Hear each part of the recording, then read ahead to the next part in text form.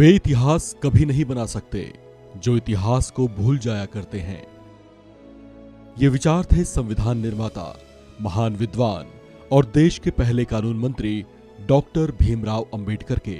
14 अप्रैल 1891 को जन्मे भीमराव अंबेडकर एक महापुरुष, ओजस्वी वक्ता और यशस्वी विचारक थे। जीवन भर उच्च आदर्शों और विचारों में प्रखरता रखने वाले डॉक्टर अंबेडकर समतामूलक समाज की स्थापना के लिए संघर्षरत रहे। भारत की स्वतंत्रता के 9 साल बाद 6 दिसंबर 1956 में इनका निधन हुआ था। इनके जीवन के कई ऐसे पहलू और कई ऐसी बातें हैं जो आप शायद जानते भी होंगे, लेकिन आज हम आपको डॉक्टर अंबेडकर के जीवन से ही जुड़ा एक ऐसा किस्सा सुनाने जा रहे हैं जो शायद आपने पहले कभी पढ़ा या सुना नहीं होगा। यह किस्सा जुड़ा है डॉक्टर बी.आर. अंबेडकर के एक डर से। जी हाँ, बिल्कुल ठीक सुना आपने, डर। विचारों में क्रांति के भाव रखने वाले डॉक्टर अंबेडकर वैसे तो निडर और जुझारू स्वभाव के व्यक्ति थे।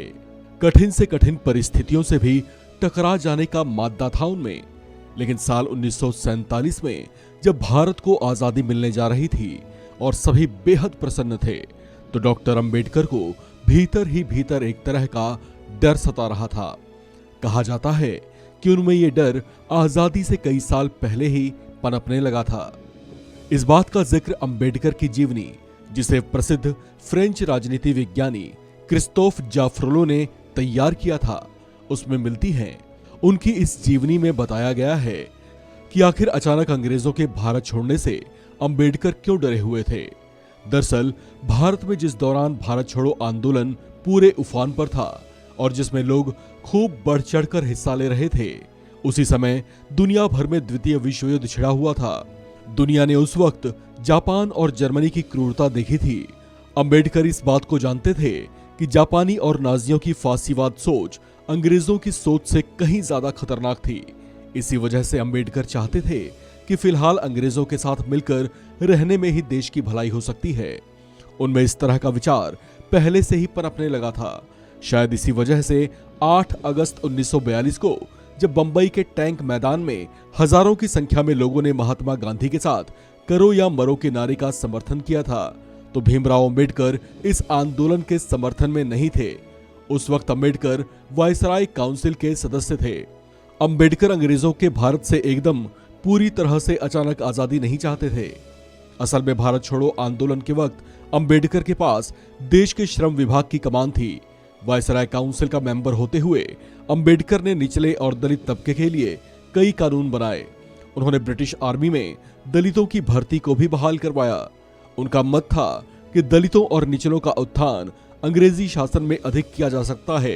वे देश की आजादी के समर्थन में थे, लेकिन इसके साथ ही वो चाहते थे कि अंग्रेजों से भारत को धीरे धीरे आजादी मिले ताकि दलित समाज थोड़ा सशक्त हो जाए। बाबा साहब अंबेडकर को दलित उत्थान के महानायक के तौर पर भी याद किया जाता है। उन्होंने दलित बौद्ध आंदोलन को भी प्रेरित किया और दलितों के खिलाफ सामाजिक भेदभाव के विरुद्ध अभियान चलाया। श्रमिकों और महिलाओं के अधिकारों का समर्थन किया। समाज की रूढ़िवादी परंपराओं और छुआछूत जैसी कुरीतियों के विरुद्ध उन्होंने समाज में अलख जगाने की कोशिश की।